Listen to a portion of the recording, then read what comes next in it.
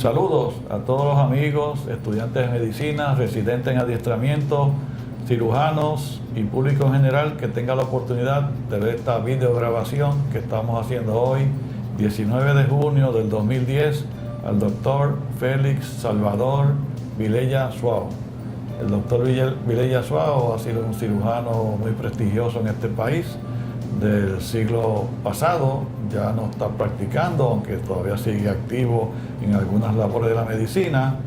Y como parte de las grabaciones que estoy haciendo a los cirujanos del país, pues me place haber invitado y que él haya aceptado la invitación de estar aquí en el día de hoy para dialogar con él más o menos como una hora, primero sobre sus aspectos personales y luego sobre su vida profesional y todas las cosas que ha aportado a la práctica de cirugía en Puerto Rico. Así que Félix, gracias por aceptar la invitación y como te dije, vamos a comenzar. Tú me relatas dónde naciste, tus padres, tu familia, luego tu matrimonio, tus hijos, qué hacen, dónde estudiaste, escuela elemental, secundaria, universidad, residencia y todas las cosas que nos quieras relatar. ¿Cómo tú ves la cirugía a lo largo de tu vida profesional desde que comenzaste en los años 60 más o menos? Así que... Bueno, yo nací en Mayagüez en el año 33. Mi padre, Luis Vilella, era una persona conocida en Mayagüez porque fue candidato a alcalde 2 veces por el Partido Liberal.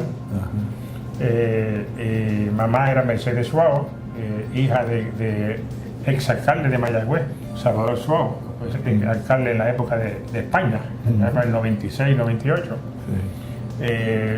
Viví mis primeros 21 años en Mayagüez, estudié, me gradué de la Escuela Superior de la Inmaculada, que es muy conocida en Mayagüez. Hice mi premédica en el Colegio de Mayagüez, en el recinto universitario de Mayagüez, que en aquella época era el Colegio de Agricultura y Artes Mecánicas. Cuando terminé el Colegio de Mayagüez, pasé a Estados Unidos a estudiar medicina en St. Louis University, en Missouri. Allí estuve 4 años. Al terminar mi segundo año de medicina, me casé con la novia de varios años, Rosario González Muñiz, que ella es natural de Aguada. Mejor dicho, es natural de San Sebastián, pero se crió en Aguada. Al terminar en el 58, junio del 58, regresé a Puerto Rico, hice mi internado en el Hospital Presbiteriano. Tuve 1 año en el hospital con un internado rotativo. Cuando terminé el Presbiteriano, entonces pasé al Hospital de Veteranos a hacer mi residencia en cirugía general. Veterano estaba en San Patricio, ¿no? Estaba en San Patricio, en aquel caserón viejo de madera. Ahí hice toda mi residencia. Después de 3 años de estar en la residencia de cirugía, como había comenzado la guerra de Vietnam, me llamaron al ejército. Me habían pospuesto el ingreso al ejército porque yo me gradué del colegio como oficial de artillería en la ROTC. Pero entré en el Veriplan y me propusieron el ingreso al ejército cuando terminara la escuela, la especialidad. Como empezó la guerra de Vietnam, me llamaron antes de tiempo. Tuve que irme después de 3 años de cirugía. Tuve en el ejército 2 años, me quedé en Estados Unidos, en Fort Polk, Luisiana. Y al terminar los 2 años de ejército, regresé al hospital de veteranos, allá para julio 1 del 64. Y terminé mi último año de cirugía. Yo terminé en junio 30 del 65, terminé la especialidad de cirugía en el hospital, todavía en el hospital viejo. Nunca estuve en el hospital nuevo. No estuviste en el hospital que ahora está en el centro médico. No.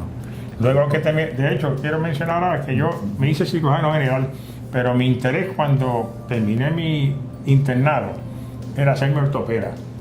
Lo que pasa es que en aquella época no había esa especialidad en Puerto Rico. No había todavía el programa de ortopedia. Tenía que irme a Estados Unidos. Me habían conseguido una residencia en cirugía en Memphis, Tennessee, que era una de las mejores residencias en aquella época. Pero no me pude ir porque mi esposa no quería regresar a Estados Unidos después que había estado 2 años. No quería regresar a Estados Unidos tan pronto. Y entonces por eso me quedé en Puerto Rico, en veterano, me hice cirujano general. ¿Ella completó también medicina en San Luis, Missouri? Sí. ¿Tu esposa? No, mi esposa no es doctora. Ella estaba estudiando en el colegio de Mayagüez cuando yo la conocí. y regresó a Estados Unidos conmigo, pero no hizo trabajo alguno, sino que me ayudaba. Se las vio difíciles, porque una residencia donde uno tiene que estar, una escuela de medicina, uno tiene que estar días enteros o semanas enteras sin regresar a casa, en los hospitales. Ella me iba a ver en los hospitales y almorzábamos juntos en el hospital, pero no fue fácil, para ella no fue fácil. Muy bien. Pero no me hizo ortopeda por esa razón. Ok. Entonces, en municipal, te digo, hiciste la residencia en el presbiteriano.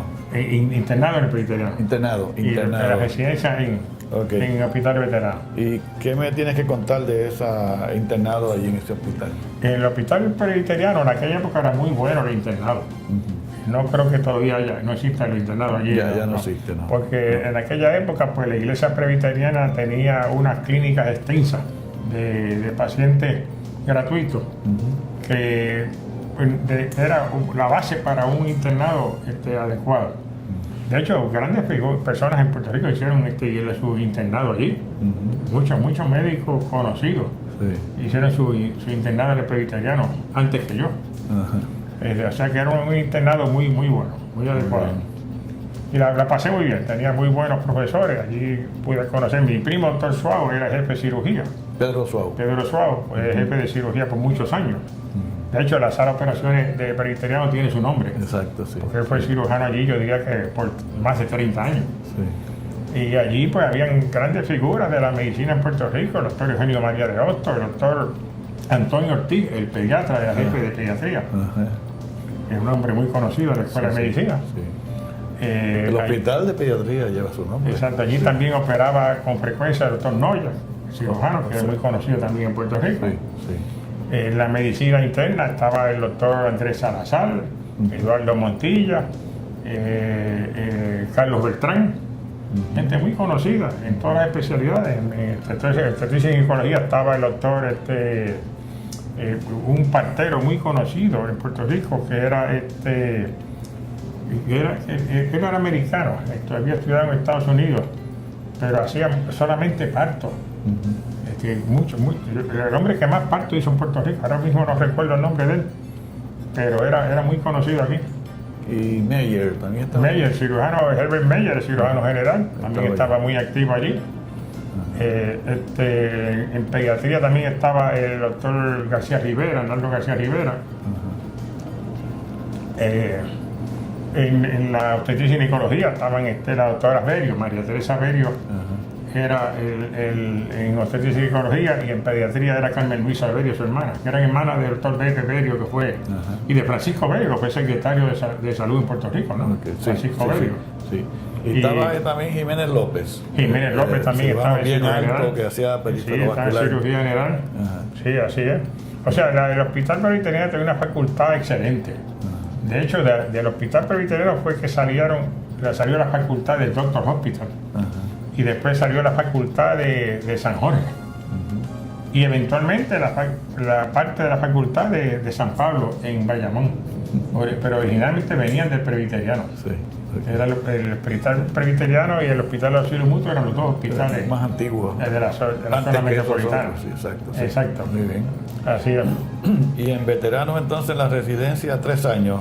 ¿Quién era el jefe allí entonces en esa época? Yo comencé en veterano con el doctor Luis Pasaracua como jefe de cirugía. Y en aquel entonces estaban también el doctor Axmayer, el doctor Freddy Axmayer, porque el Bobby Axmayer no estaba en verdad, era partero, ginecólogo. Estaba el doctor Zárraga, José Zárraga, y el doctor Nadal, Héctor Nadal, eran los tres que estaban después bajo el doctor Pasaracua. Pero Pasaracua estuvo de jefe de cirugía mientras yo estuve a lo más 2 años. Después de eso quedó interino el doctor Axmayer y yo me fui al ejército, y cuando regresé del ejército entonces el jefe era el doctor Amadeo, José Amadeo, que había venido de Filadelfia, creo que había hecho su especialidad. Él llegó directo a ser jefe veterano. José H. Amadeo Nigaglione. Pasaracua estuvo del 50 al 60, creo. Sí, él estuvo muchos años ahí, pero cuando yo entré en el 59 todavía estaba de jefe. Todavía estaba. Después se retiró, más seguro. Sí. Muy bien. Y entonces, hace 3 años vas al ejército. ¿Y cómo fue tu experiencia en Fort Polk, Luisiana? Bueno, el ejército, estuve los 2 años que estuve en el ejército, que estuve allí de julio del 62 a junio del 64, estuve en Fort Polk, Luisiana. Había comenzado la guerra de Vietnam. No fui a Vietnam directamente porque ya estaba casado con 2 hijos. Pero de los 12 médicos que habíamos allí, 9 se los llevaron a Vietnam. Yo me quedé allí por tener la esposa y 2 hijos, no querían envolver el problema ese cuando ya hay hijos envueltos y esposa, pues ya es un poquito más complicado para el ejército. Exacto. Por eso me quedé allí todo el tiempo. La pasé muy bien, tuve muy buena experiencia, tuve mucha experiencia en cirugía de mujeres sobre todo, porque en veteranos no había prácticamente, pero en Fort Polk había muchas mujeres, muchas esposas de militares alemanas sobre todo, que vivían en esa área, y tuve mucha experiencia con cirugía de mujeres ahí en Fort Polk. Fort Polk es un sitio aislado, es un Sí, campo, es un no hay poquito- muchas cosas que hacer. Porque juegan golf, pueden jugar golf. Sí, bueno, la ciudad más cerca, importante que estaba era Baton Rouge, que es la capital, estaba como a 2 horas Sí. de donde yo estaba. Y New Orleans estaba a 4 horas y Houston estaba a 4 horas. Sí. O sea, era una ciudad- yo visitaba frecuentemente esas ciudades, sobre todo New Orleans me gustó mucho. Sí, sí. Pero aquello era un campo, verdaderamente. Sí, sí, bien aislado. Oigan, Sí. bien tranquilo. Muy bien. Entonces, después del éxito, vuelve y termina el Vuelvo. último año de cirugía Exacto. y termina el 65 Terminé en junio 30 65 la especialidad completa. completo. De ahí entonces cogí mis boards, en cirugía general. Ya para el año 68, si mal no recuerdo, ya tenía mis boards de cirugía general. Sí. El board lo cogí en Boston. Muy bien. En Boston. Mira, ¿y esa residencia de veteranos en San Patricio estaba acreditada? Estaba acreditada, Sí, definitivamente, estaba acreditada. completamente acreditada. Sí. Completamente acreditada. Muy bien. Sí, unos cuantos compañeros de especialidades. Recuerdo que el compañero mío estaba el doctor Jaime Colli, que está en Mayagüez, el doctor Moisés Benmamán, que todavía está retirado, pero vive acá en San Juan. Sí. Y estaban también el doctor Iturrino, que está en Mayagüez también, el doctor Ibáñez, que está en Mayagüez también, Sí. el doctor Pepe Rigao, que ya falleció hace varios años atrás, y fue chief resident mío, en veterano. Tengo muy buenas experiencias con veteranos. Marín Cancel. Marín Cáceres venía después de mí. Él no Después. estuvo en el momento que yo estaba. Quizás estuvo el último año que yo estuve allí, pero no creo que coincidimos. A lo sumo un año, quizás coincidimos. Sí. El doctor también fue compañero mío, el doctor que murió hace poco, le dije, el doctor David Figueroa Ramírez. David Figueroa. Fuimos compañeros desde primero, los 4 años estuvimos juntos. En veterano. En veterano, sí. Muy bien. Figueroa Ramírez murió también hace poco. Mi experiencia fue muy buena. El jefe de medicina en aquella época en veterano era el doctor Eli Ramírez, muy conocido Sí, claro. Sí, también sí. en Puerto Rico. Y murió hace poco también. Sí, Eli Ramírez era el Muy jefe bien. de medicina. sí. Sí, muy buenas experiencias tuve en el hospital de veteranos. Un entrenamiento excelente. El cirujano que más estuvo a cargo mío era el doctor José Zárraga, que Zárraga. todavía vive. Lo veo a menudo en la pista de Torrimán. Él ya está por los cerca de los 90 años. Sí, los 3 que 70 y- estuvieron allí, Zárraga, Héctor Nadal y Alfred Axmayer, Eso. están vivos. Sí.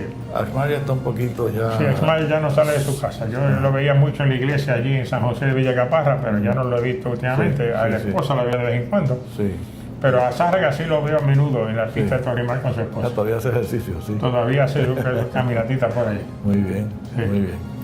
Entonces, después del 65, ingresas a práctica privada. En el 65 comencé la práctica privada en el Hospital Presbiteriano. Ya todavía mi primo Suao era el jefe de cirugía y me establecí con él. Estuve en oficina con él unos cuantos años. Sí, Estaba exclusivamente en el Presbiteriano. A los pocos años también comencé, cuando empezó el Hospital San Jorge, también empecé a practicar en la medicina, también la cirugía en San Jorge, donde ya entonces el jefe era el doctor Axmayer, era jefe de cirugía del Hospital San Jorge. sí, sí. Allí estuve yo pues, en Presbiteriano. En el año 70 me nombraron director médico. Quiero mencionar que antes de eso, cuando yo empecé la práctica de la medicina, ya para el 65, creo que fue en el 67 que el doctor Álvarez de Chudense era era presidente de la Asociación Médica de Puerto Rico, en aquel entonces. Y me nombró, me envió a Las Vegas, Nevada, a coger un entrenamiento en la utilización, que en aquella época estaba comenzando los comités de utilización. Que porque como había empezado Medicare, más o menos para esa fecha, 65, pues entonces fui allá a coger un entrenamiento y establecí el primer comité de utilización en el Hospital Presbiteriano, muy bien. allá para fines de la década de 60.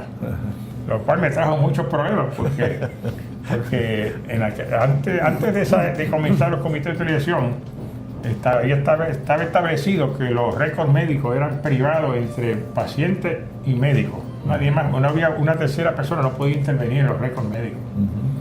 Y yo como presidente del comité de utilización, yo tenía autorización para revisar esos expedientes médicos y me trajo problemas serios con muchos médicos. Y la revisión era que el servicio se diera el tiempo más rápido y todas las cosas. Se enfatizaba en la estadía, no sé que fuera una estadía prolongada, que el servicio que se estuviera dando fuera adecuado también, que no se estuvieran haciendo cosas irregulares. Pero como eso empezaba en ese momento y muchos médicos no estaban acostumbrados a eso, pues me trajo problemas muy serios, muy serios, sobre todo con médicos de edad más avanzada. No fue una experiencia muy buena ser presidente del comité de utilización, pero creo que fue el primero que se hizo en Puerto Rico. Resistían que se disciplinaran, ¿no? Que se disciplinaran hubo discusiones enormes y se llevaba el caso a la facultad y aquello, pero a la larga pues tenía que venir eso y hoy en día eso ya se acepta completamente. Y después se extendió por todo. Está por todo Puerto Rico. Pero sí tuve la experiencia de ser el primer presidente de un comité de utilización en Puerto Rico. Eso fue para allá, para el 68 más o menos. Como director médico, también no fue una experiencia muy buena. Yo creo que fue un error yo aceptar ese puesto también porque volvemos a lo mismo. Ser director médico es una responsabilidad que conlleva a uno de estar fiscalizando de que se hagan las cosas correctas. Y eso también trae muchos problemas, muchos roces con los compañeros médicos. Tuve 3 años, el año ya para el 73, abril 73 renuncié porque no podía seguir con esa lucha. Muy bien. Así que estuve casi 3 años director médico en el Presbiteriano. Para el 70 también, estando don Luis Ferré como gobernador de Puerto Rico, me nombró miembro del Tribunal Examinador de Médicos. Y en el 72 fui electo presidente de la Asociación Médica de Puerto Rico. Así que para ese año 72-73 pues ocupé los 3 puestos a la vez. Director médico del Presbiteriano, miembro del Tribunal Examinador de Médicos, presidente de la Asociación Médica y práctica privada a la vez. Fue un año bien intenso. Estaba bien ocupado. Bien ocupado ese año. Y ya para el 73, pues entonces terminé la presidencia de la Asociación Médica, terminé la directoría del Presbiteriano y también terminé mi tiempo en el Tribunal Examinador de Médicos y mudé mi práctica para el Hospital Metropolitano. Ese hospital estaba comenzando, había comenzado en el 70. El doctor José Álvarez era el dueño y director. El que creó el hospital, lo creó básicamente. Fue el que creó el hospital. Y me llevó allá como cirujano y allí estuve del 70, 73 hasta que me retiré ahora en el 65. En el 2005, perdón. 2005. Tuve 32 años 32 allí. De cirujano en el hospital metropolitano. Muy bien. También practiqué en otros hospitales, hice cirugía en varios hospitales, en San Carlos, en el Doctor Hospital, en el Auxilio Mutuo hice alguna cirugía también, pero principalmente fue Presbiteriano hasta 73 y de ahí en adelante el Hospital Metropolitano, donde ocupé muchos puestos. ¿Allí fuiste director de departamento también? Tuve jefe de cirugía también un tiempo, no recuerdo cuánto, no mucho, creo que pasé de 3 o 4 años porque ya me cansaban estos puestos administrativos, precisamente por los problemas que surgen. Así que ahí me retiré de todo. Yo diría que los últimos 15 años que estuve en la práctica privada no ocupé ningún puesto, solamente la cirugía. Muy bien. Y allí en el Metropolitano me han dicho, ¿tú empezaste a hacer cirugía bariátrica en algún momento? Bariátrica. Bueno, sí. Yo diría que para el año... ¿Cómo fue? Para el año 80, más o menos. aproximadamente. Estaba comenzando la cirugía bariátrica en Estados Unidos, ya llevaba unos cuantos años, y descubrí que en St. Louis, Missouri, había un cirujano puertorriqueño de nombre César Gómez, que estaba practicando allí, de hecho de Mayagüez precisamente, pero yo no lo conocía. Estaba practicando la cirugía y estaba haciendo cirugía bariátrica. Yo le escribí, hice contacto con él y fui a St. Louis y estuve allí unas cuantas semanas en entrenamiento con él de cirugía bariátrica. Él lo que hacía era la gastroplastía. Era con un instrumento especial de unos clips que ponía, que cerraba el estómago, cerraba, vamos a decir, 3/4 partes del estómago, Sí, con los clips, bien pequeñito que daba el estómago. dejando un pedacito de estómago de fondo, sobre todo, del tamaño, vamos a decir, de una manzana. Era más o menos el tamaño. Sí. Con un desagüe hacia la parte de abajo, Sí. de más o menos del tamaño del dedo gordo. Muy bien. Esa es la gastroplastía que él hacía. Y había hecho muchísimas. Yo vine a Puerto Rico, comencé ese programa en el presbiteriano, perdón, mejor dicho, en el hospital metropolitano, e hice solamente 8 casos, pero no tenía la ayuda del equipo que hay que tener para la cirugía bariátrica. Sí, sí, exacto. Porque hay que tener un equipo completo, no solamente de internistas, anestesiólogos, dietistas, psicólogos. Sí, sí. Hay una serie de cosas que tienen envueltas. No tenía ese equipo Sí. y fue frustrante. Hice 8 casos. El primer caso no fue el mejor caso que yo escogiera y murió de embolia pulmonar. Una persona que era diabética, hipertensa, obviamente obesa. Todos tenían como 150 libras de sobrepeso. Sí. Después tuve unos casos muy buenos, excelentes. Tuve un caso que al año de ser operada se presentó a mi oficina y yo no la reconocí. Entró a mi oficina así, de súbito, con unos maones bien pegados. Me dio una vuelta, enseñó el cuerpo y me dice: doctor, ¿no me reconoce? Yo le dije: no, yo si fuera, no la podía reconocer, increíble, un cuerpo perfecto. Me dice: boté al esposo, boté la grasa y boté al esposo. Me dijo, así, boté la grasa y boté al esposo. Un caso espectacular. Sí. Operé unas hermanas también creo que eran de Yauco, también fueron muy buenos, casos muy buenos, y la última información que tuve de ellos hace 10 años después, que estaban perfectos también, habían mantenido su pérdida de peso. Y era gastroplastía, lo mismo que hacía sí. Gómez allá. Lo único que hice fue gastroplastía. ¿Usabas clips para eso o qué? Sí, venía un instrumento especial que había diseñado Gómez, Sí. allá en St. Louis, que se mordía así completo, y ese doble fila de dientes cejaba el estómago, excepto el pedacito que era como de 2 centímetros. No lo dividía, sino que lo Exacto, ponía no se dividía. dos hileras. Se dejaba con 2 hileras que se ponían a la vez, y ahí se dejaba. Ok. El último caso... ¿Ese doctor está vivo, Gómez? ¿Todavía está vivo? Gómez, no sé, ¿tú sabes? tiene que estar muerto ya, porque Gómez, yo diría que me llevaba como 20 años, o sea, me tiene que estar ya en los 90 y pico años. Ok, muy bien. Debe estar muerto, si no está cerca de los 100 años. Sí. Y hacía mucha cirugía, Sí, mucha sí. cirugía. Muy bien. Pero el último caso que hice de cirugía bariátrica fue el caso que me decidió no seguirla. Ese también murió, una muchacha joven de 22 o 24 años, hijo del licenciado Román, Baby Román, y de Ada Landrón. Landrón era hermana de Junior Landrón, que era radiólogo en el presbiteriano, hija de uno de los primeros radiólogos de Puerto Rico, que estaba en el presbiteriano también.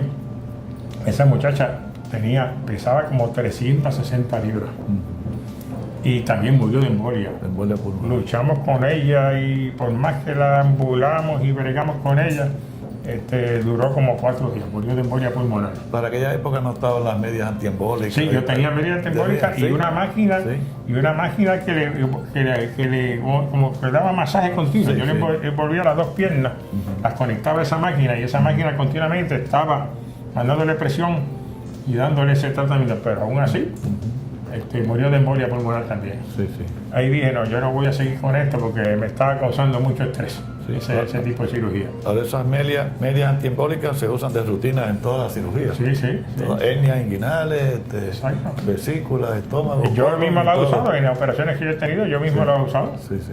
Sí. Pero eso me decidió definitivamente que no seguía con eso. Ok. Hice ese plan. Ahora ese método no se está usando mucho, ¿no? Están haciendo otro tipo de cirugía. Ahora lo que están haciendo es bypass, ¿no? Bypass principalmente. Mayormente bypass, sí. No gastroplastía, como se hacía antes. Obviamente la técnica ha mejorado mucho y el equipo entero que brega con esta, porque están teniendo éxito en muchos casos. O sea, Sí, aquí sí. están operando muchos casos en Puerto Rico. Sí, hay varios centros. Hay Sí, por lo menos sí. 2 centros, uno está en Calle y otro está en el Sí, hospital. el Calle es una doctora, ¿verdad? Que está en Calle. Sí, la doctora Haciendo Santos, mucha cirugía de esa. Ana Santos. Ajá. Y acá- de Suárez también, Albert Suárez ha Albert hecho bastante Suárez cirugía de Domínguez, esa. que está en el Hospital Universitario de Carolina, también están Sí. con buenos resultados, porque como tú dices, necesita el equipo El equipo de completo. mucha gente que te ayude. Estos pacientes hay que ambularlos rápidamente, necesita el personal que se eche arriba a un paciente que pesa 300 libras o más, y el sistema de... Pero funciona, no hay lugar Sí. a dudas, porque Sí. obviamente este problema de obesidad en Puerto Rico y en todo el mundo entero, pero vamos a hablar de Puerto Rico, Sí. cada día está peor. Yo estoy viendo ese problema, como yo ahora me retiré de la práctica de la medicina hace casi 5 años, me retiré en octubre de 2005. Me dedico exclusivamente ahora a hacer evaluaciones de incapacidad del Seguro Social Federal. Yo hago evaluaciones lunes, martes y jueves, me los envía el Seguro Social. O sea, el paciente no puede venir donde mí. El cliente, ya no es paciente. Te envían el Porque yo no- expediente nada más. el cliente no puede venir donde mí, tiene que ser enviado por el Seguro Social. Y estoy evaluando casos principalmente de ortopedia, principalmente los problemas de rodilla, espalda, y la cantidad de casos de obesidad que yo estoy viendo es una cosa dramática. Yo diría que el 20% por lo menos de los casos que yo estoy viendo, quizás hasta más, puede hasta el 30%, son casos que están sobrepeso, pero sobrepeso de 80, 100, 150 libras de sobrepeso. Esto es un problema que estamos teniendo muy serio porque estamos incapacitando a gente joven de 30, 35 años prácticamente por obesidad. Están incapacitados porque las rodillas están malas y la espalda está mala. No pueden trabajar. Muchos de ellos son gente que trabajan en la construcción. Pero obviamente están incapacitados, pero básicamente por la obesidad. Yo creo que se debería buscar un sistema de que se le dé incapacidad, obviamente, pero que se establezca un programa que para mantener su seguro social deberían de exigirle que estuvieran rebajando de peso. O sea, establecerle, por ejemplo, usted tiene 100 libras sobrepeso, pero usted va a recibir su seguro social, pero al año usted tiene que rebajar el 20% de ese sobrepeso. De lo contrario, se le quita el seguro social. Porque si no podemos seguir así. Estimularlos que rebajen. Estimularlos a que rebajen, porque no solamente el problema es que es el problema ortopédico, musculoesqueletal. Esta gente que van a la oficina también tienen problemas cardíacos, hipertensos, diabetes. Exacto. Y problemas de depresión. Ajá. Yo diría que de los pacientes que yo estoy viendo, los clientes, pero no son pacientes ya, porque yo no puedo darle información ninguna a la persona, ni puedo recetarle ni nada, solamente entrevistarlos. Yo diría que 2/3 partes están tomando varios medicamentos para la depresión.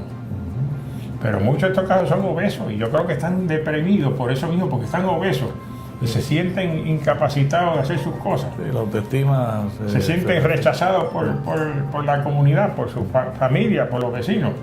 Y obviamente les entra la depresión. O sea que yo creo que el problema básico es la obesidad. Si atacamos ese problema, vamos a resolver muchos de los demás problemas médicos. Sí. Pero no hay un verdadero programa, en Puerto Rico por lo menos, no hay un verdadero programa para atacar ese problema. Sí. No lo hay. Y la longevidad también se reduce, ¿no? Se reduce también. Se mueren prematuramente. Pero así que el problema principal que estoy viendo es obesidad. Y el segundo problema que estoy viendo es los accidentes de motocicleta.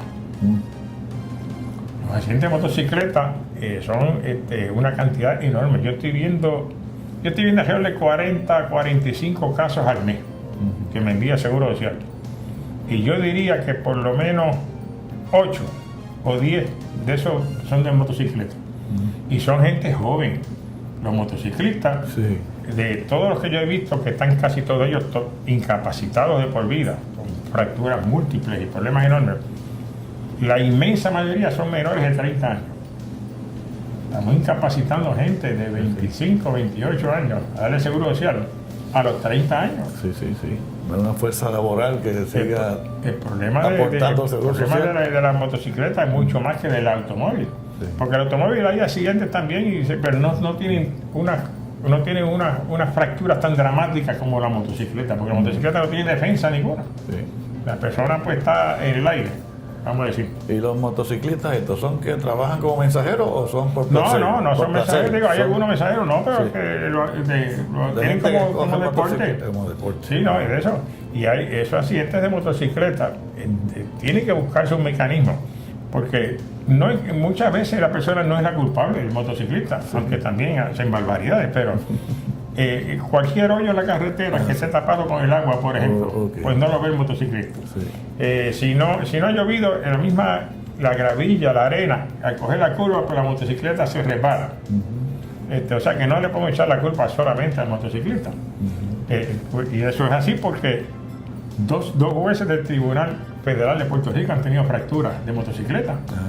El doctor Casella, Luis Casella, y Fusté también ha tenido fracturas en motocicleta. Los dos han estado usando motocicleta. Y yo asumo que esos dos jueces iban dentro de la ley en todo el sentido de la palabra. Sí. Y aún así han tenido accidentes. Okay. O sea que no es solamente que la persona vaya violando la ley. Sí, la calidad de la carretera. Que no hay protección alguna para la motocicleta. Y las carreteras están fatales. No hay lugar a dudas. Sí. Pues esas son las dos casos más dramáticos que estoy viendo en la oficina. Sí. La obesidad y los accidentes de vehículos, sobre todo de motocicleta. Desgraciadamente. Sí. No, es muchos casos. Sí.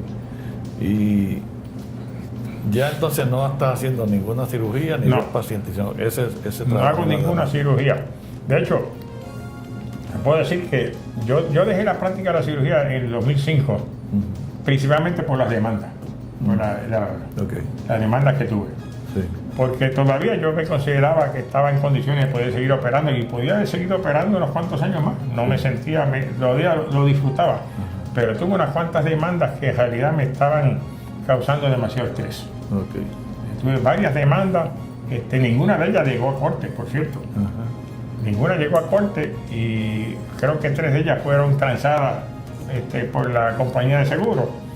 Pero la compañía de seguro transa no porque uno sea culpable, sino porque le conviene económicamente. Sí. Le sale más barato transar por una cantidad de dinero que estar gastando en abogados. Exacto. Por no sé cuántos años, porque muchos de estos juicios pues ya pueden tomar años. Sí. Así que transan por una cantidad pero eso, para el cirujano, para mí era un estrés enorme. Tenía que enfrentarme no en corte, porque nunca fui a corte, pero en las entrevistas con la parte demandando, la parte demandante. Sí. No era fácil, delante del paciente, de los familiares, del abogado de ellos. Y yo sufría mucho en esos casos. Sí, los de posesión. Eso para mí, eso fue decisivo para dejar la práctica de la medicina. No podía seguir así. ¿Te retiraste a edad 71? Yo me retiré en el 85. No, 2005. En el 2005, perdón. En el 2005 tenía 72 años. 72. Cumplido. Okay. Pero todavía me sentía bien. Ya yo había dejado de hacer cirugía de emergencia de noche, estaba más limitado a cirugía de día. Selectivo. Y había eliminado ciertas cirugías grandes también, pero disfrutaba todavía. Podía haber seguido trabajando unos cuantos años más. Sí. Okay. Pero para mí eso fue, no podía seguir así. Me quitaba hasta el sueño, las demandas de eso. Así es. Además que no solamente eso, sino que el seguro cubre hasta $100,000 nada más. Claro. Y estas demandas pues siempre son 2 o 3 millones de pesos. Exacto. Que a uno le da también un estrés de que a lo mejor pues uno va a quedar afectado financieramente de la familia de uno. Sí, un solo caso en la postrimería de tu profesión te puede quedar en bancarrota. Ha habido casos así, creo que hay un muchacho creo que fue ginecólogo de Caguas, hasta se suicidó, ¿no? Algo así. No, murió del corazón. Murió del corazón, pero tuvo un paciente embarazada que dio a luz un niño que tuvo una cosa que era congénita o genética y perdió. Después se descubrió que el tribunal se había equivocado. Entiendo yo que fuese más o menos los detalles. Y él sufrió mucho, como te ocurre, y pues, se murió de un ataque al corazón. No sé si relacionado o no, pero Pero lo cierto es que estas cosas Pero habiendo yo afectan. pasado por ese estrés, muchas veces estoy seguro que le afectó Claro. ese ataque al corazón puede haber sido afectado por eso. Sí, sí. Todavía ese problema existe.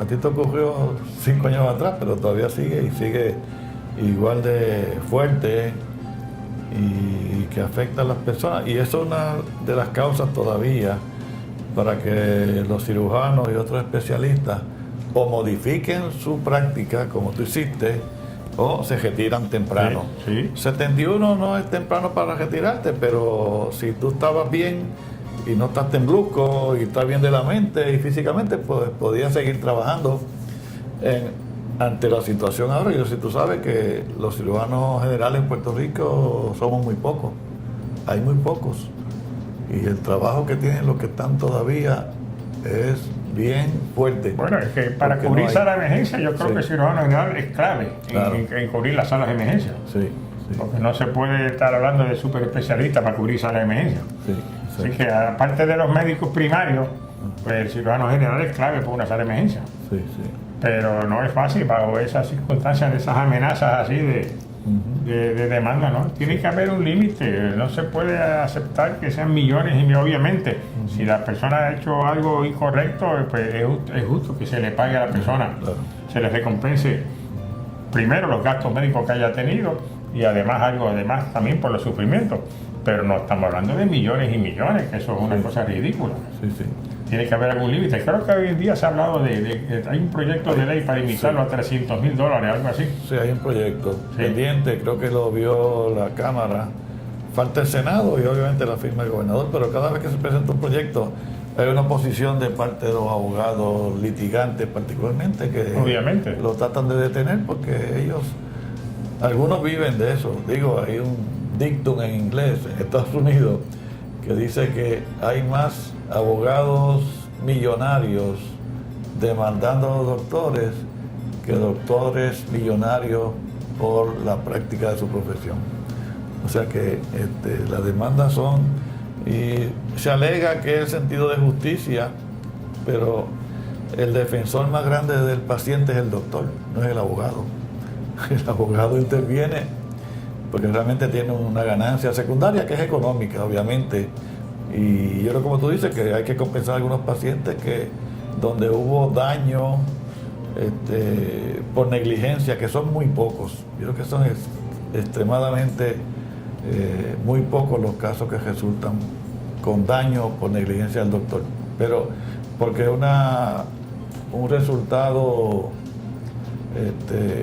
negativo o desastroso para el paciente no necesariamente implica que hubo negligencia de parte del doctor. Algunos pacientes se mueren, Sí, yo no tuve importa el esfuerzo que uno haga. Yo tuve un caso que yo fui perito de la parte demandante contra un compañero médico, cirujano por cierto.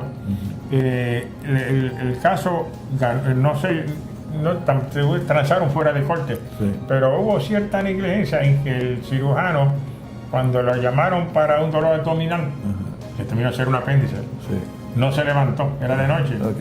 Y le dio las instrucciones por teléfono y lo mandaron para su casa y regresó a la sala de emergencia y todavía el cirujano no fue a verlo Sí. y por fin se perforó el apéndice. Sí. Y entonces hubo que hacer, el paciente entonces fue sometido a 3 cirugías y obviamente hubo cierta negligencia del médico que no acudió a atender el problema, estando de guardia. Exacto. Y en ese caso yo fui el médico de la parte demandante. También fue para mí difícil eso, porque no fue fácil, Sí. pero obviamente se justificaba.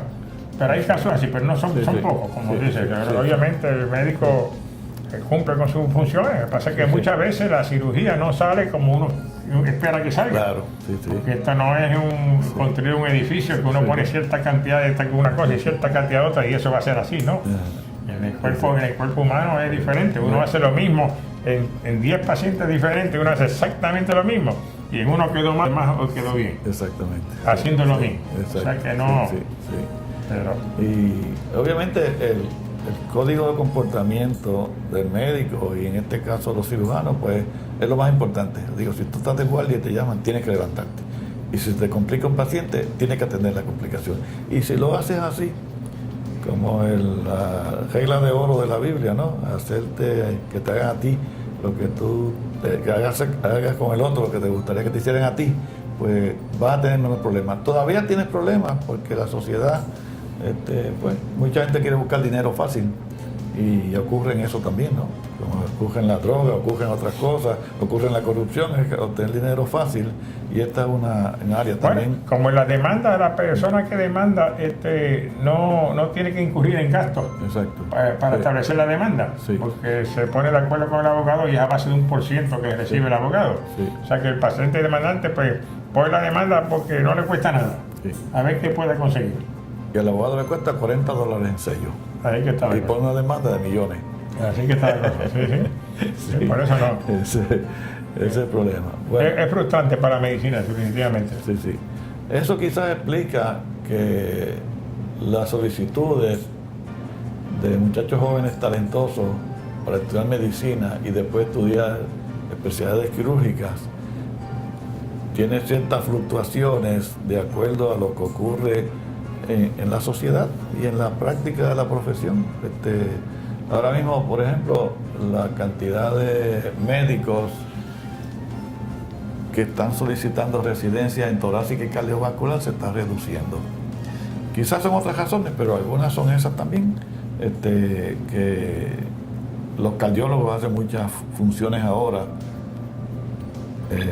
angioplastías y una serie de procedimientos que lo hacían los cirujanos antes, pero también está el factor económico, el factor de la demanda, está una serie de problemas que los disuaden.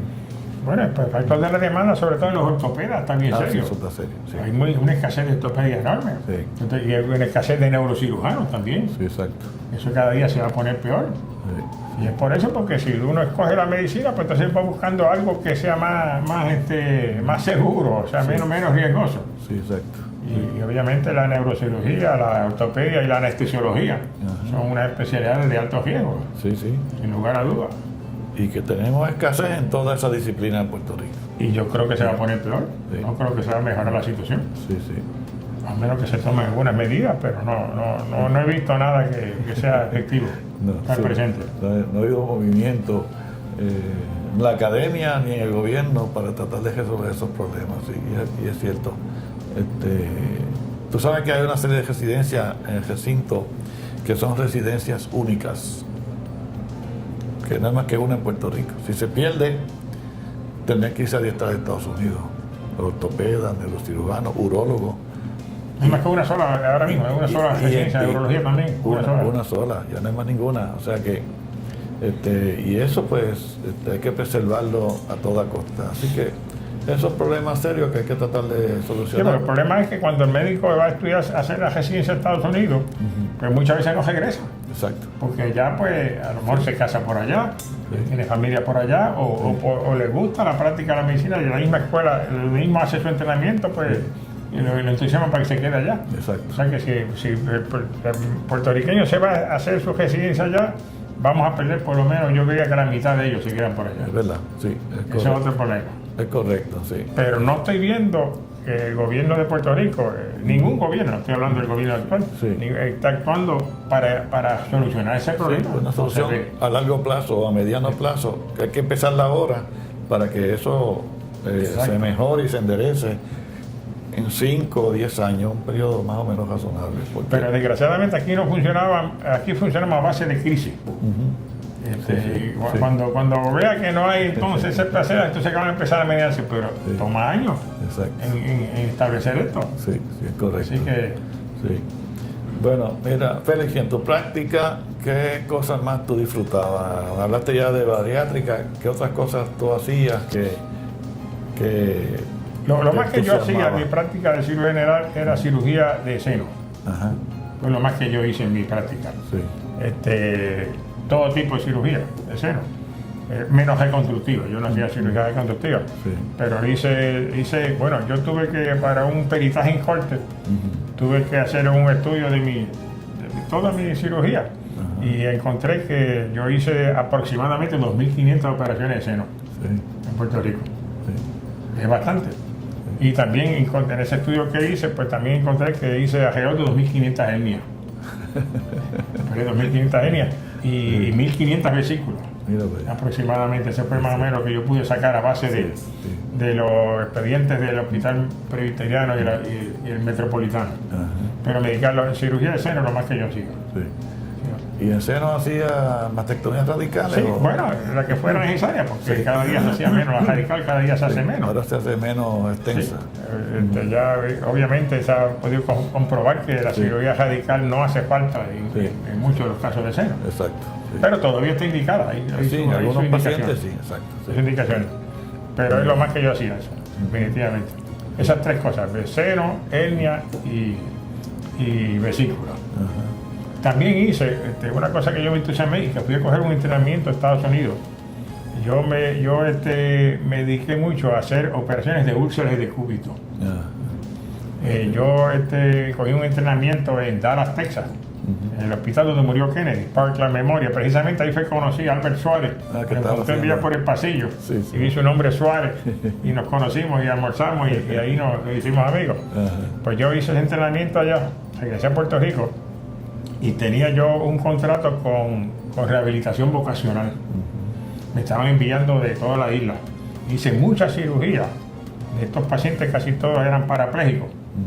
Hice cirugía de úlceras grandes, sobre todo en el área sacral y las nalgas. Y yo removía el hueso y hacía el trasplante de injertos de músculo, movilización de músculo y de piel. Hice cirugía grande de esa.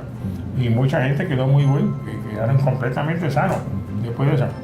Yo hice bastante caso a la rehabilitación vocacional. Tuve en esa cirugía como 15 años.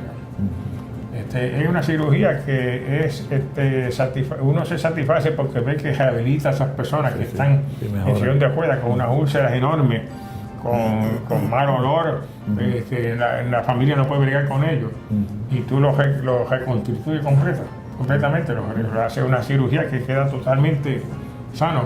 Entonces, obviamente se sienten mucho mejor esas personas. De hecho, algunos yo tengo uno que operé, que le hice como 8 operaciones y trabaja de relojero aquí en Atorrey. Me he encontrado con él, porque es parapléjico, obviamente, pero está completamente curado después de todas esas operaciones que le hice y trabaja de relojero. Muy bien. O sea que se puede rehabilitar a esa gente. Y hice muchas de esas cirugías, cirugía de cúbito. Muy bien. Mira, nunca estuviste en la academia, ¿verdad? Nunca estuviste enseñando. Nunca estuve en la academia, nunca tuve ese deseo, esa cosa de la academia, no. Fui invitado un par o 3 veces, pero nunca estuve, nunca trabajé para nada de eso. Y nunca estuve en la práctica del gobierno. Trabajé un tiempo, al principio trabajé en la sala de emergencia del hospital del centro médico. Estuve al principio de mi entrenamiento, en lo que levantaba mi práctica. Estuve allí como 3 años trabajando en la sala de emergencia. Muy bien. Pero no me entusiasmó mucho la cirugía de eso. Mira, y en la asociación médica, ¿qué asuntos tú tuviste que resolver o tratar en ese momento? En la asociación médica tuve asuntos bien serios. Tuve que intervenir de un problema que había entre los oftalmólogos y el Fondo del Seguro del Estado. Yo tuve que intervenir en las 2 partes y logré que se solucionara el problema. Habían como 6 o 8 oftalmólogos envueltos con el Fondo del Seguro del Estado. Y se pudo resolver el problema. Tuviste que ser el mediador allí. Estuve de mediador, así que serví de diplomático hasta cierto punto. Tuve varias, pues sí, la asociación médica, pues uno como presidente tiene que actuar en varias cosas, sobre todo entre problemas de médicos y hospitales también, y los planes prepagados. En aquella época pues estaba ya con solamente existía en aquella época solamente el Triple S. Triple S había empezado unos años antes. Cruz Azul era la principal en aquella época. Sí, exacto. Y una tal cooperativa de salud que hubo una vez también. Eso duró poco. Pues había que bregar con los planes prepagados. Eso fue un problema serio. Y Medicare que empezó más o menos en esa época. Exacto, sí. Creo que empezó en el 66 Medicare, ¿no? Sí, 65, 66. Y tú presidiste en 72. ¿Perdón? Presidiste la Asociación Médica en 72. Y sí, porque me recuerdo que fue en el 66, porque yo en el 68 fue que cogí el entrenamiento ese de utilización. Y tengo todavía el primer cheque que recibí de Medicare. nunca lo cambié. ¿De verdad? Lo tengo en mi cartera, $1. $1 recibí de Medicare. Muy bien. Después que sumaron y gestaron, al fin y al cabo lo que quedó fue $1. Y tengo mi cheque todavía que lo guardo en la cartera, como una reliquia. Un recuerdo. Mi primer cheque de Medicare. Muy bien. Por $1. Sí, sí. No, la experiencia de acción médica fue buena, pero también uno se echa de enemigo, porque no puede complacer a todo el mundo. A la vez. Siempre sí. cuando hay una discusión, pues una de las dos partes no queda satisfecha. Sí, es verdad. Pero fue buena experiencia, hice buenas amistades, viajé por todo Puerto Rico. Pues cuando uno es presidente de acción médica tiene que asistir a las diferentes asambleas de los diferentes distritos, por todo Puerto Rico. Hay mucha gente que me saluda y me dice, yo soy fulano, yo no me acuerdo porque me reconocen a mí, pero yo no me acuerdo de las personas. Sí. Pero viajé por todo Puerto Rico, fui hasta Vieques y Culebra, fui como presidente de acción médica, a ver las facilidades de los centros de salud que hay en aquellos sitios. Así es. ¿Y cómo ve la asociación médica ahora vis a vis el colegio médico, que es compulsorio, obligatorio, versus la asociación médica que sigue siendo voluntaria, ¿no? Bueno, yo al principio yo estaba a favor del colegio médico. Yo fui de los primeros que estaban en la idea del colegio médico. Y la razón era que uno como presidente de acción médica, uno presidía solamente con un 15 o 20% de los médicos que estaban en la asociación médica. Y yo recuerdo estando en una vista pública en el Senado de Puerto Rico, estaba el presidente del comité que estaba evaluando un proyecto de ley. Me pregunta, doctor, ¿cuántos médicos usted representa? Y cuando yo le dije la cantidad de médicos, me dijo, ¿y eso es qué por ciento? Le dije, bueno, creo que 17%. Me dijo él, no tengo preguntas más para el doctor. Eso fue toda mi comparecencia en ese comité. O sea que yo respondía solamente por el 17% de los médicos. No le interesaba hablar con el presidente de acción médica. Sí, asumió que tú no representabas a todo el mundo y que no le interesaba la opinión de uno. O sea, cuando uno pasa por esas situaciones, uno dice, pues caramba, obviamente tenemos que buscar otro mecanismo, no podemos seguir así. Y yo fui de los precursores, de hecho está en la Asociación Médica de Puerto Rico, hay evidencia de mis presentaciones en varios sitios donde yo estaba estimulando para que se creara el colegio médico en Puerto Rico. Pero por otro lado, eso es lo que he oído, que yo no estaba activo en el colegio médico hace años. Pero hay mucha gente disgustada también por el colegio médico porque creo que entra en la política también envuelta ahí. En la asociación médica no había política, por lo menos mientras yo estuve allí no había política. Pero creo que en el colegio médico de Puerto Rico ha entrado la política también. Como entra en todo, aquí está la política en todo. Es el pasatiempo. Así es que, pero yo creo que está haciendo una función buena el colegio médico, por lo menos la educación médica continuada que se da es excelente. Excelente, no se puede, no hay que, de hecho casi no hay que salir fuera de Puerto Rico a coger créditos de educación médica continua. Para la licencia. El colegio médico aquí lo da muy bueno. Y hay otros cursos, el curso que todavía da el doctor Marcial, de cáncer de seno. Creo que lleva ya más de 20 años en esto, así que son excelentes, vienen gente muy buena. O sea que se consigue bastante buena educación médica continua en Puerto Rico. Obviamente algunas especialidades no las cubren, tienen que ir fuera de Puerto Rico. Pero yo creo que básicamente el colegio médico está haciendo su labor. Pero hay mucha hay política envuelta ahí. Y el número de médicos ahora que todavía pertenecen a la asociación médica ha disminuido. ¿A la asociación médica? Tiene que haber disminuido. Yo no estoy. Debe ser menos del 17% ahora. Eso sí, tiene que estar en menos del 17%. Yo estoy seguro que la asociación médica ahora no llega a 1.000 médicos. Pero habemos 11.000 médicos, ¿no? En Puerto Rico, más o menos. 11.000 o 12.000. Yo estoy seguro que no llega al 10%. Pero o sea que a la legislatura de Puerto Rico no le interesa la opinión que tenga la Asociación Médica de Puerto Rico porque no representa la totalidad de los médicos. Ahora, entre las cosas bien buenas que tiene la Asociación Médica, que se creó en 1902, es el boletín. El boletín es una revista de muchos años. Tú vas a buscar ahí, fíjate, yo me he sorprendido que yo he buscado alguna información de cirujanos viejos del país, de los 30 y los 40, y hay artículos publicados ahí de su experiencia quirúrgica. Por ejemplo, Vallecillo hacía ductos arteriosos en el Hospital Minilla, aquí en la Parada 22, en el año 50 y pico. Y eso está publicado en el boletín de nosotros allí. O sea que esa revista ha hecho una función y uno se sorprende de las publicaciones que hacían los médicos. Hay una antiguos del país. revista que estoy recibiendo que se llama Galenus, que Sí, es muy buena. Sí, también. También tienen un artículo excelente. Sí, sí. Que se le publica a un doctor, no sé si apellido, algo Meyer. Es el editor de esa revista, muy buena. Yo creo que salen unos artículos muy buenos. Exacto, sí. Yo no leo mucho de eso, pero la revista me gusta verla y excelente revista, la calidad muy buena. Sí, eso hay que preservarlo, porque si la asociación médica desaparece, pues desaparece el boletín también, aunque hay pocos. Y bueno, los últimos minutos que nos quedan, ¿cómo estás de salud? ¿Estás bien? Bueno, funcionando bien? estoy bien de salud y yo hago mucho ejercicio. Sabes que yo me dediqué al maratonismo. Yo tuve muchos años. Cuando yo era muy grueso, a la edad de 45 años ya pasaba 276 libras. Ajá. Entonces puse una dieta estricta, rebajé 80 libras. Y cuando empecé a engordar de nuevo, dije, yo tengo que buscar una solución porque me gusta comer.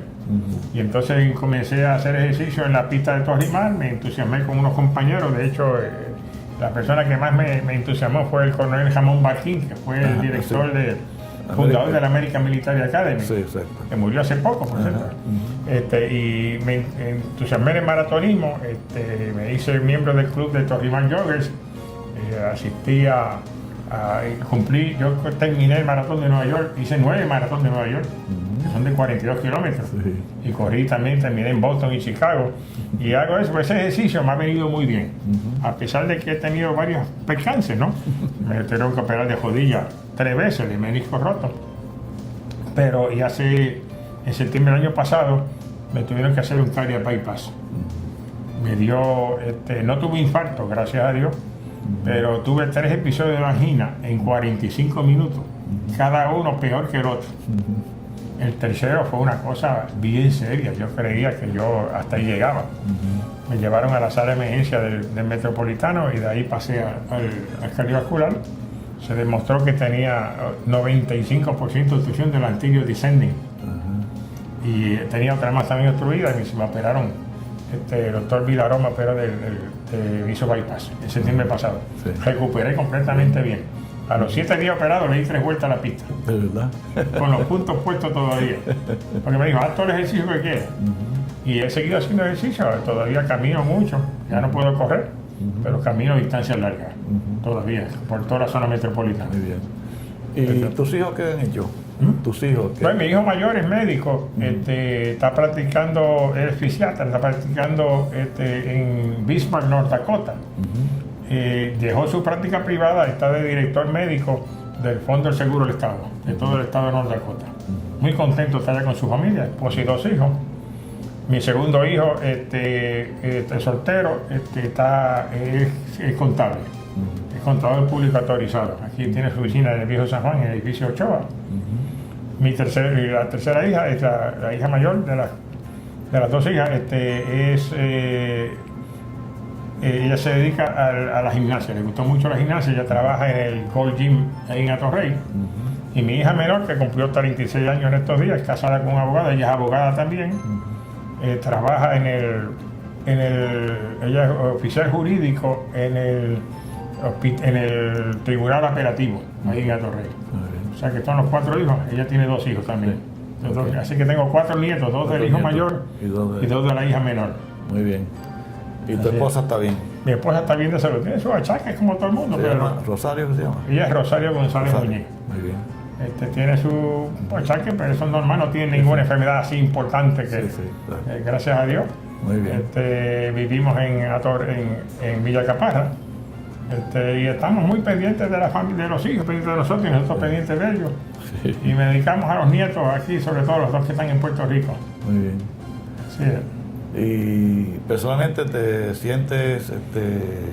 Me siento perfectamente bien. No, y desde el punto de vista emocional, intelectual, de lo que has hecho, ¿estás satisfecho con lo que has practicado? Estoy satisfecho con lo que he hecho, definitivamente. Definitivamente. Yo creo que he cumplido Estás tranquilo con contigo la mismo. familia y con la sociedad. Yo creo que he cumplido. Sí. Así que estoy activo en la iglesia de San José Villacaparra. Sí. Así que estoy satisfecho con lo que he hecho. Muy bien. Félix, pues gracias por haber estado aquí conmigo y te deseo el mejor de los éxitos, que sigas saludable. Bien. Y muchas gracias por todo.